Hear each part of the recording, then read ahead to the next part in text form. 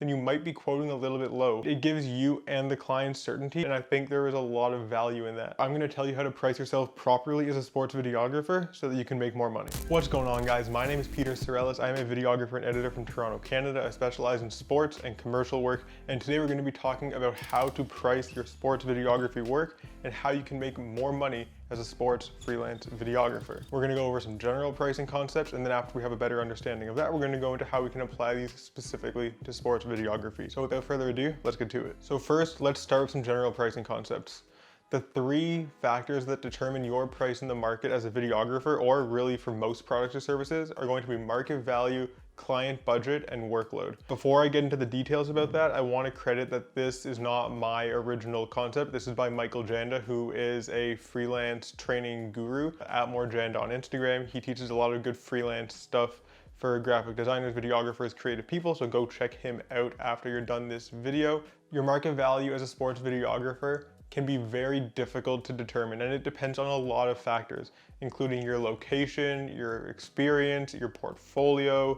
So the best way to kind of determine your market value is, one, talk to a lot of people around you.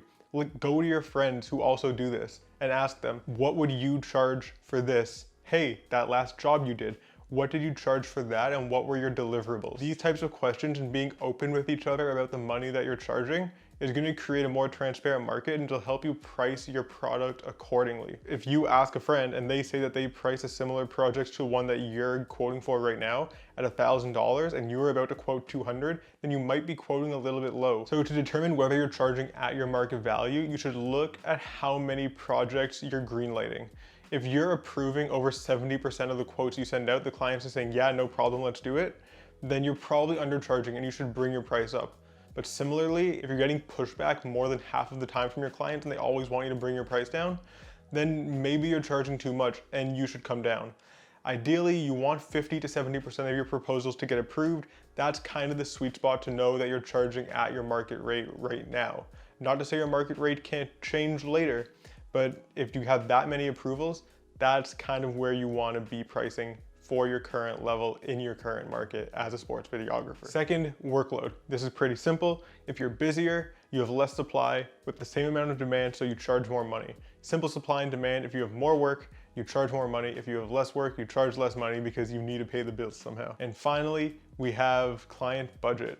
The best way to figure out what your client budget is to just ask. It's crazy how many people will try to avoid asking what the client's budget is. I don't really understand the logic behind that, but like, why not? Just say, hey, what type of budget are you working with for this project? And a lot of the time, they will give you a range. And at that point, you need to provide the client with an estimate that breaks down all of your costs individually so that they can actually see exactly what they're paying for. If you're gonna be editing for 8 hours and your hourly rate is $50, for example, you wanna write post-production, 8 hours, $50 an hour, $400. And you want that to be separate from your production and your pre-production and your equipment rentals and your insurance. These should all be separate line items so that the client understands what they're paying for.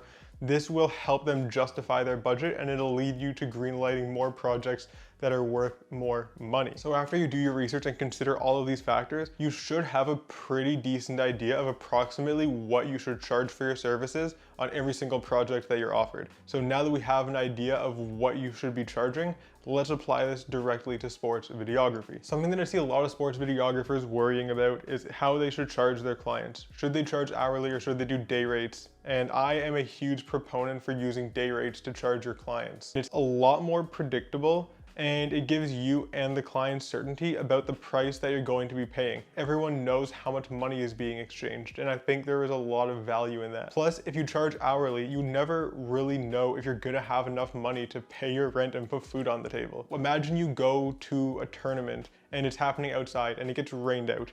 You got there, you worked for maybe an hour, and then the whole thing got canceled and pushed to another day.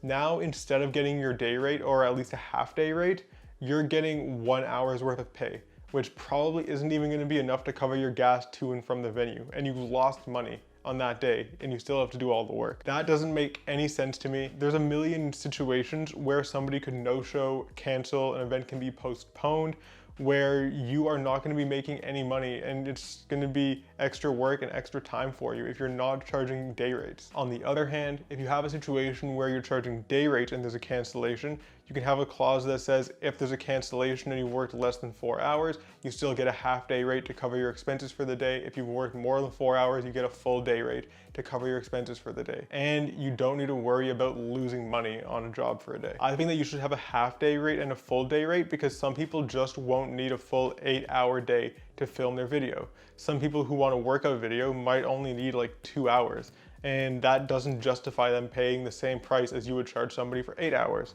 So I like doing half days and full days. I'm not going to give you any specific numbers because, again, numbers are determined by market value, client budget, and workload. So they're going to be different from person to person. But generally, I like my half day rate to be over 50%, but less than 75% of my full day rate. That way, there's still a discount if you go and get a full day. Realistically, if you're hiring me for longer, you should get a discount. I want to encourage people to hire me for as many days as possible. So if you hire me for a longer period of time, I will make it cheaper per hour than if you hire me for a shorter period of time. All right, now let's talk about retainers. Maybe you're working for a team or maybe you're working for a league and they want you to produce some content that is very similar on a consistent basis. Maybe they want one highlight video a month. That's great because that gives you the opportunity to price using a retainer. You're going to charge one flat fee per time period to produce a scope of work. So going back to the example of a highlight video, maybe you work for a league and they want the best highlights from their league for 1 month at the end of every month. So you say, okay, I'm going to charge you X number of dollars, maybe $500 for this one highlight video. And that's going to be the scope of my work, taking all your highlights, making a highlight video for you and delivering it to you sometime this month. And you're going to give me $500 a month for the duration of your season. That guarantees your income going forward for the entire sports season, and it gives them an idea of what their expenses are going to be, so they don't need to worry about finding the money for you every month. It's already set aside and it's there. This is a method that I love using with consistent clients. You can price these cheaper because you know you have money going forward and you can plan your expenses better, which the client likes. And then for the sports videographer, it's great because we know exactly how much money we're making and we have some more certainty in our life, which when you're freelancing is always nice. I think that you should be pricing your shooting and editing differently. I think that the market value, workload, and client budget for shooting sports videos and editing sports videos is going to be different for every single person depending on where you live, who your client is, and what they prioritize. So I think that when you're searching up your market value and talking to people, you need to talk about shooting and then editing as two separate things. And then when a client comes to you, you want to be quoting for shooting and editing as different line items. You're going to have some clients who just want you to shoot and then they want the footage basically put together into one long video and delivered, or they want the raw files. And you should price that just for shooting. And there's going to be some clients who already have footage shot and they just want editing, and you should be pricing that accordingly. But you don't want to be pricing your shooting the same as your editing when in your market, there's a ton of people who want to film, but not a lot of people who want to edit. Because in that case, the editing is going to be much more valuable than the shooting, and you'll be able to charge a higher rate for that. You should do your research and figure out the market value, workload, and client budget for shooting and for editing, and keep those separate. And now for a couple final notes on pricing. You want to make sure that you're pricing your project on a case-by-case basis. Every single project is going to be unique in the deliverables that they want, in the time that it takes to shoot, in the techniques that are going to be needed to accomplish the objective. So you want to make sure that you analyze every single proposal really well and understand what you're quoting for so that you can quote the best price possible. Second, there's more value to be gained from a project than just money. Is this project for a client that really resonates with you? Is this project going to look really good in your portfolio? Does it give you the opportunity to travel to a new place that you've always wanted to go? These things all provide value to you that isn't monetary and can justify you doing a project for either less than your market value or for free.